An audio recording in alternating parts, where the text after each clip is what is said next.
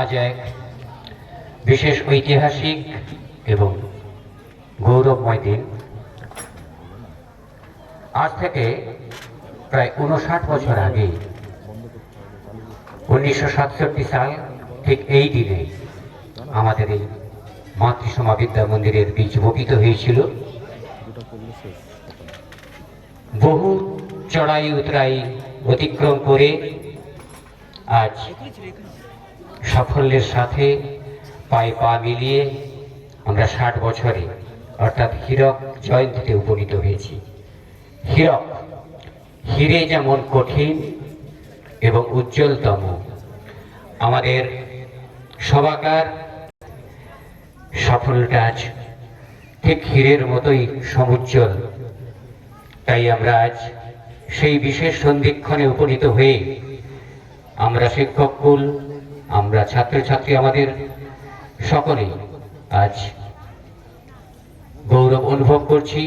এরকম এক দিনে আজকে আমরা আরো বেশি করে গৌরবান্বিত। আজকে আমরা পেয়েছি কাথি রামকৃষ্ণ মঠ মিশনের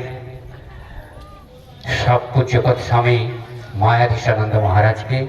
ওনাকে পেয়ে আমরা সত্যি ধন্য, সুস্বাগতম জানাই মহারাজকে, যার হাত দিয়ে আজকে আমরা হীরক জয়ন্তী বর্ষ উদযাপনের শুভ সূচনা মঙ্গল দ্বীপ প্রজ্বলনের মাধ্যমে ঘটালাম। এর পরে পরেই আমাদের বিভিন্ন কার্যক্রম রয়েছে, তার মধ্যে মহারাজকে দিয়ে আমরা আজকের দিনে বিবেকানন্দ, স্বামী বিবেকানন্দ আমাদের জীবনে খুব অঙ্গাঙ্গিভাবে জড়িয়ে, তাই বিদ্যালয় প্রাঙ্গণে আমরা স্বামী বিবেকানন্দের আবক্ষ মর্মর মূর্তির আবরণ উন্মোচন করবেন আজকের উদ্বোধক স্বামী মায়াধীশানন্দ মহারাজজি। তো এমনই এক দিনে আমরা সত্যি অভিভূত, আমরা গর্বিত। আমরা স্বাগতম জানাই মহারাজকে। ওনার আগমনে আমাদের বিদ্যালয় আজ ধন্য, পরিপূর্ণ।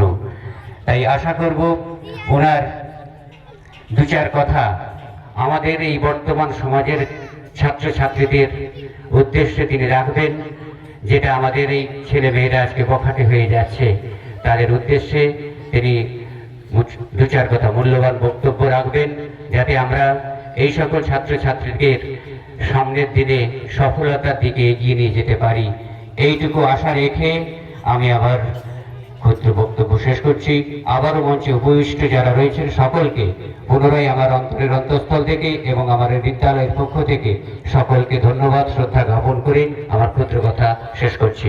নমস্কার।